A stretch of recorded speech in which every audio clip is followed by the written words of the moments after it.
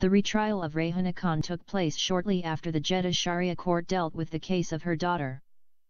Unfortunately, the confession of Sabir Ibrahim Shah did not convince the Islamic court to invalidate the marriage contract between Sheikh Ahmed and his Indian child bride, Ifat Khan. The 5 Islamic judges rejected Sabir's statement against his Saudi employer on the grounds that he took part on the marriage contract and volunteered himself to be the wali of Ifat. Moreover, he took care of the wife in question for 3 years. Therefore, he was considered a shahud zohar, or a false witness. He was charged as a false testifier and slanderer who presented to the court oral communication of false confession that injurious to a Muslim's reputation. He was also convicted of providing a false and malicious statement about his Saudi employer Sheikh Ahmed. According to the Quran, if a person gave a false statement about someone, he would be given 80 stripes and his testimony would never be accepted again in court. As was written in the laws of the country, Sabir Ibrahim Shah was sentenced to 80 whiplashes. In addition, the court ordered that he be deported back to his country of origin after sentencing. The court also banned him from visiting Saudi Arabia ever again, even if it was to perform the Islamic pilgrimage, or the Hajj, in the holy cities of Mecca and Medina, go around the house of Allah, and stone the accursed Satan. Anyway, after sentencing Sabir, the court ruled in the favor of Sheikh Ahmed. His marriage to the Indian female child was considered valid and did not violate the Islamic Sharia law in any way. Wherefore, the court issued a verdict that the husband Sheikh Faiz bin Ahmed should be allowed to take his Indian wife Ifat Khan to another Muslim country of his own choice and continue his married life with her. Nevertheless, the trial of the child bride and the old Saudi man had given the CIA team incidental clues that they were looking in solving Rehana's problem. First of all, they got a copy of the medical certificate that Sheikh Ahmed presented at the Sharia court to prove that his Pakistani chauffeur had been medically castrated. This certificate would be critical in Rehana's defense.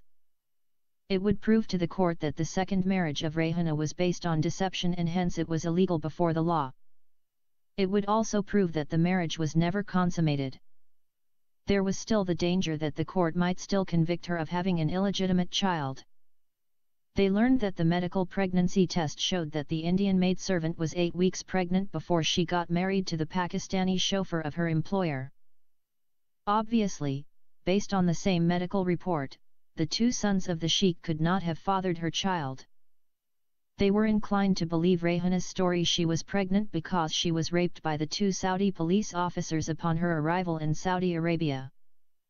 For that reason, the CIA team decided to search for the Bedouin family that rescued Rehana's life when the 2 Saudi policemen brutally raped her and attempted to murder her.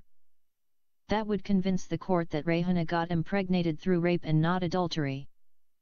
Accordingly, the team employed 15 young Arab men and began their search around the outskirts of Jeddah city. The search was difficult due to the huge numbers of the Bedouin tents that encircling the city like a rainbow around the sun. The team members knew that if they did not find and present that Bedouin family at the retrial, Rehana Khan would be stoned to death. In their search, the CIA team members used some of Rehana's photos that they collected from the newspapers and magazines, which included articles about her simultaneous marriages.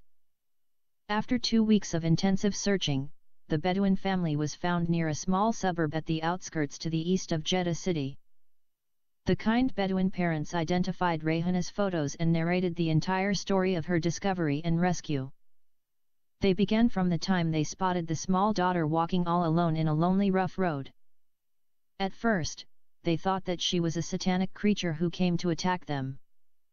Therefore, they decided to beat her up if she came to their tent. The wife told her husband to read the verse of the throne first before he would attack the little female creature and kill her. The Bedouin woman told her husband that if the creature would not disappear after hearing the verse of the throne, then he shouldn't attack and kill her.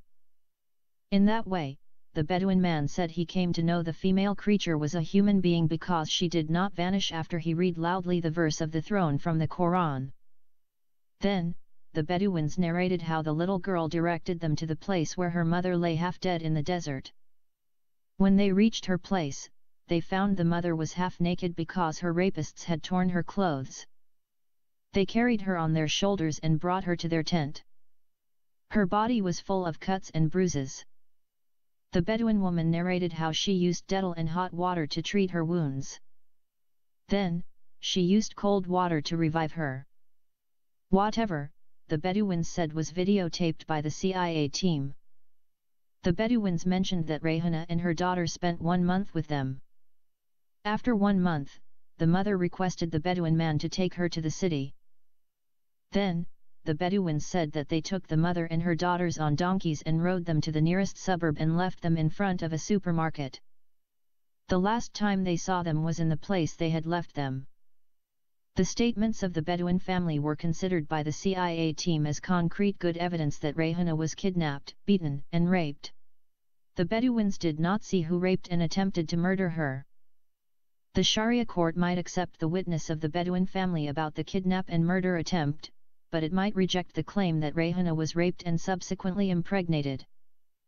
To solidify their case, the CIA team tried to confirm that the 2 Saudi policemen who took Rehana from the Jeddah International Airport were the ones who in fact had kidnapped, raped, and attempted to kill her. If that missing piece of information were established, then the 2 culprits would be found and punished. The CIA team went to the Saudi Airlines and demanded to know what had happened to the 2 Indian passengers who managed to enter the Saudi plane and traveled from Bombay to Jeddah without their passports.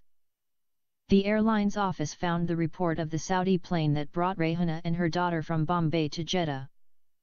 The report showed that 2 Indian passengers by the names of Rehana Khan and Ifat Khan had boarded the Saudi plane without their passports. It also mentioned that the 2 passengers were handed over to the airport police. Based on the report, the CIA team approached the Jeddah International Airport and confirmed the arrest of the 2 Indian passengers who arrived from Bombay without their passports. The team got an official copy of the Jeddah International Airport and added it to its files. Then the team approached the airport police and demanded to know what they did with the 2 arrested Indians who arrived without their passports.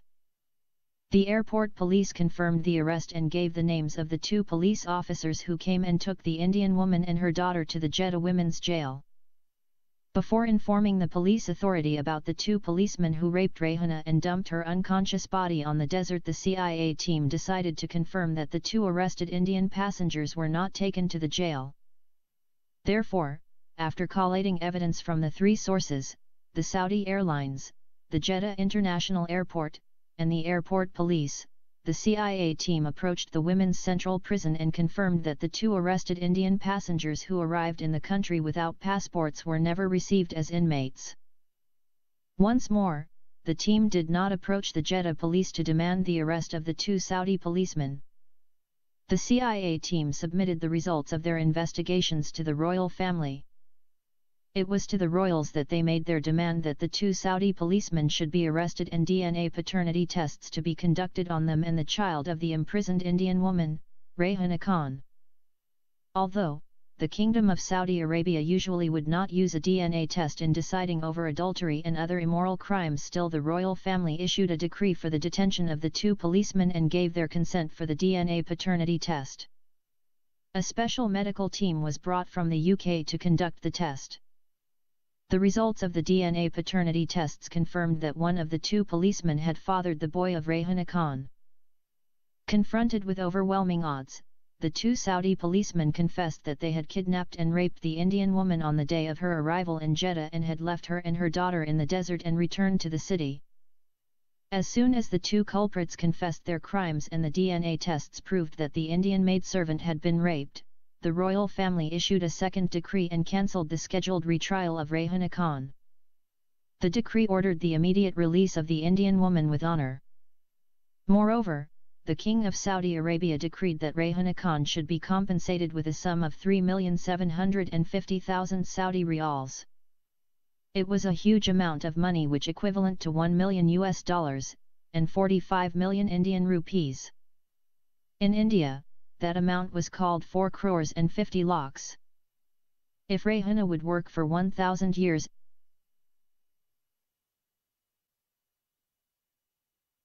as a maidservant in India, she would not make 1% of that huge amount of money. Even if her former Saudi sponsor would have employed her as his maidservant for 100 years, she would not make 10% of what the Saudi government had given her as compensation for the evils that had been done to her. Although she was released with honor and her life snatched away from the jaws of death, and paid a huge amount of money in compensation, Rayhana's heart was sad. She was devastated when she came to know that her little daughter was forced into marrying the old Saudi man who had impregnated her while she was only 11 years old. She cried and begged the royal family to intervene and release her small daughter from the old man, but her tears and pleadings fell on stony hearts. She was told that no power or authority on earth could release her daughter from her lawful Saudi man except if he willingly would agree to divorce her without coercion. The CIA team members understood that they had not completed their mission successfully. They could not convince the Sharia court that Sheikh Ahmed had killed the wife of the son of the Senator Peter Thomason. They also could not able to invalidate the marriage contract of the old man and the little Indian slum girl. They failed to force the Islamic court to convict Sheikh Ahmed of kidnapping, raping, and imprisoning a minor female child.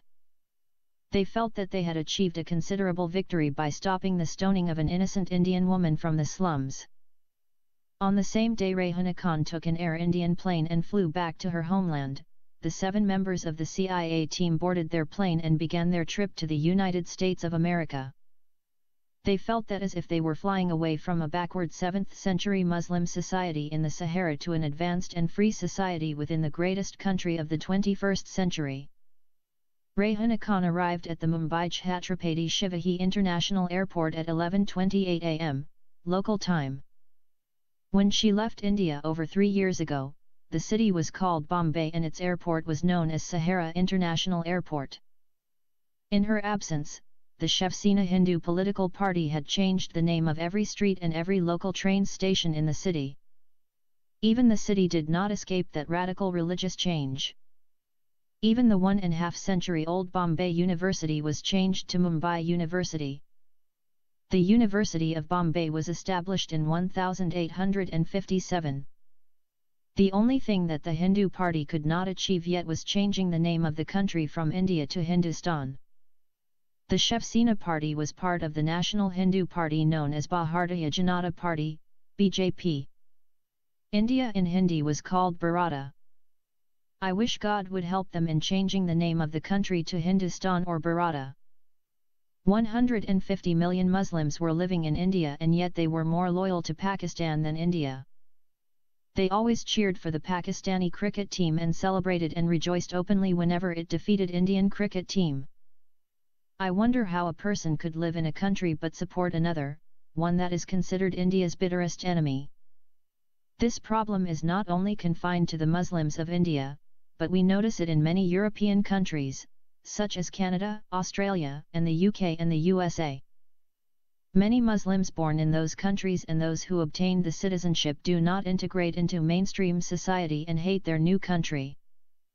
They direct their hatred at a country that gives them a living and social liberties not available in their previous countries and sometimes help plot out terrorist attacks against innocent citizens of their adopted nation. Suffice to say, Rayhana left one country with her little girl Ifat Khan, and returned with her baby boy, Irfan Khan. She boarded a plane as one of the poorest slum women and returned to it among one of the richest. Despite it all, she was miserable. The suffering, torture, and abuse she experienced in the so-called Holy Land left permanent painful scars in her heart, mind, and body that no amount of money could erase or soothe. She felt despair for what the wicked old man had done and was still doing to her small daughter. She hated with passion and cursed the day she met him at the gate of India. She regretted that she believed him and took her daughter with her and travelled to his accursed country. Before she left Saudi Arabia, Rayhana was invited by the CIA team to emigrate to the US, and start a new life among civilized and loving people. Nonetheless, the heartbroken Rayhana Khan thanked the members of the CIA and decided to return to India for the sake of her mother and sons. She left her poor family with money that she knew would not last more than a year. More than 3 years passed since she took her only daughter and travelled to the rich land of the Arabs. She did not know how her old mother could have fed her children on the money that she had given her. Rayhana was so scared to go back to the slum of her family. She was afraid that she might find her mother had died and her sons become beggars or starved to death. She knew that she had not kept her promise to them. She told her mother that she would send to her money as soon as she started working. Her mother thanked her Allah 1,000 times when she came to know that her daughter was traveling to the rich Arabs country where there was the shrine of the Prophet Muhammad and the house of Allah. Rayhana Khan promised her mother that she would return after 2 years with so much money and take her to visit the Holy Lands and fulfill the 5th pillar of Islam, the Hajj. Before she left, the loving daughter disclosed to her dear mother her secret treasure and told her to use the money inside her underground bank for buying food for the family. Rayhana Khan took a taxi from the international airport to Dharavi slums area. Her heart was beating faster and louder every second passed by. She felt inside the taxi as if her heart might jump out of her mouth any moment. She began to sweat and shake when the taxi reached Dharavi. She did not recognize home. Instead of dirty and foul-smelling slums, a 15-story building greeted her. She was confused and perplexed. At first, she thought that the long period she spent in the Jeddah's jail had somehow twisted her memory. Approaching the nearest shop, she asked about her slum in Dharavi. The shopkeeper told her that where she was standing was part of Dharavi slums, but a builder bought the place she was inquiring about. The builder constructed a huge story building on its place. When she asked him what happened to those poor people who used to live over there, he told her that the builder gave some of them apartments on the first floor and some he gave few thousands of rupees. Those who rejected his offer and refused to leave he used some gondas and kicked them away. The information gave Rayhana some ray of hope. She wished that her mother got some money from the builder and used it to take care of her family. Wherefore, she left the shop and went to that tall building and began to inquire about her family. She found some few people who used to live near her slum. From them she got conflicting information about her family. One woman told her that her mother died in the slum and the government of Bombay buried her body. Another woman confirmed the death of her mother, but said her children ran away from the slum and became beggars. One man also confirmed the death of the mother and described how she died. He said that her mother became so poor until her body was emaciated. When her mother became destitute, her grandchildren forsook her and ran away and disappeared. They had never returned again. She died shortly thereafter from starvation. Her body was found dead after 3 days when it decomposed and began to smell. No Muslim man or woman in the slum area was willing to take the decomposing body of her mother and bury it. Therefore, it was taken away by the government and burned to ashes. Rayhana listened to the horrifying story of the death of her mother with tears falling from her eyes like hot acid. She prostrated on the ground and began to cry. She regretted that she left her mother and let her die in that horrific way. She hated herself and hated the day she was born. After overcoming her grief, she decided to search for her sons in every nook and corner of the cosmopolitan city. She wanted to find them and pick them up from the streets and hug them and give them the love that she denied them for 3 years. She carried her little baby boy and went and booked a room in a cheap motel. She told the front desk that she came from Pakistan to visit some of her relatives in Bombay. She said further that she could not stay in their chawl because it was small and her relatives were having so many children. She decided not to tell anyone about what had happened to her in Saudi Arabia. She disguised herself and hid her true identity. She put on burqa and hid even her face. She was scared that if the Gondas came to know she was the one who received 4 crores and 50 lakhs rupees from the government of Saudi Arabia, they might kidnap her and blackmail her until they got all her money. She wanted to find her children. She had changed her mind about America. The CIA team had promised to assist her anytime she would like to move to the USA. She accepted their offer, but told them she would like to return to her country first and then she would contact them as soon as she found her family. Rayhana Khan spent 3 months in that cheap motel. She searched every local train station and every street in Bombay without finding her children. She went to Churchgate and Kolaba areas where there were thousands of beggars, but could not find her children among them. She went to the crowded train terminals such as VT Station and Bombay Central Station many times, but could not find her children. It was as if the earth had opened up and swallowed them. It was when she lost all hope that Rehana remembered her lover. She hoped that she could find Jamal Khan and marry him and take him with her to the USA. She stopped searching for her children and began to search for her lover. This time, her search did not take long. She learned from the police authority that Jamal Khan was serving a long sentence at Thana prison for robbing, raping, impregnating, and causing the death of a girl who used to work with him in a travel agency. Rehana refused to believe that Jamal Khan could do such terrible crimes. She remembered that she sat with him many times at the beach and tempted him in every possible way. If he were that kind of a man, he would have taken her to a motel and slept with her. Instead, Jamal did nothing to her except hug and kiss her. When she came to know where her lover was imprisoned, Rehana went to Thana jail and visited him. Jamal Khan could not believe his eyes when he saw his beloved girlfriend had come after many years to visit him. Rehana scared to tell him about what had happened to her at Saudi Arabia. She expected that her conversation with him might be recorded by the jail authorities. She just told him that she went to Saudi Arabia and worked as a maidservant for 3 years. Jamal remembered that he was the one who began processing her papers. He thanked his Allah for giving his beloved his grace and leading her to go to Saudi Arabia to a good job. Rehana did not bring her little baby with her. She did not want Jamal to think that she left him and married another man. She hired a babysitter and kept her baby with her. Jamal narrated his story to his beloved in tears. Rehana wept bitterly when she learned that her lover was falsely accused and sentenced to 15 years. She knew firsthand how any person would feel when falsely accused and condemned for a crime that he had not committed.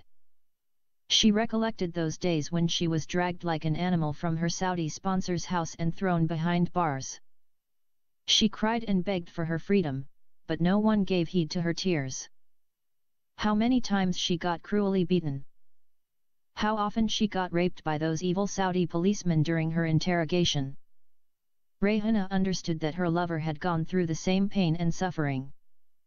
She wished that she could find honest and sincere and caring people like those 7 Americans who did not leave a stone unturned in order to free her from the dungeon of the wicked Arabs who tortured and sentenced her to be stoned to death for no crime she had done. She knew that her country was full of corrupted and evil lawmen. Working within the system, Rehana decided to find a lawyer to reopen the case of her boyfriend and push for a retrial. She told her lover that she was going to appoint a good lawyer and request for him to apply for a retrial. Jamal told his girlfriend not to waste her money on a retrial that might not succeed. He too knew the corrupted judicial system of his country intimately. Rehana paid her lover no heed and affirmed that she would not allow him to spend another 12 years in jail for crimes that he had not committed. That decision taken, Rehana decided to move from the motel to a rented apartment. She knew that the retrial of her lover might take many months. She went to Bandera and rented an apartment in a beautiful colony. The colony was located in a rich area called Bandstand. It had many security guards. The building had an elevator.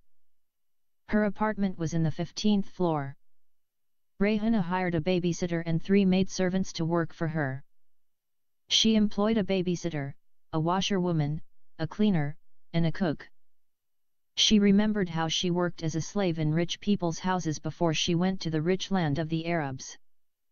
In those days, she used to work from 6 o'clock in the morning until 9 o'clock at night.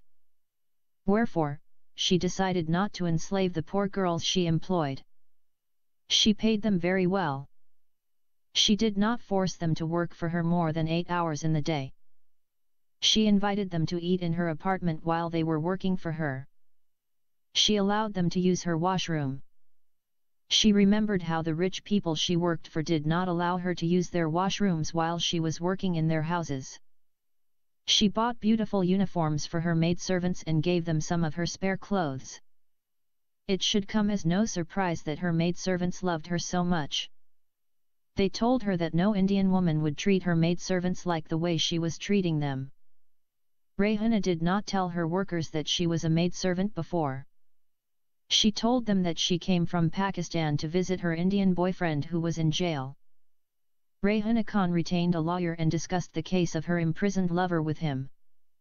She told him that she was certain that her boyfriend was innocent.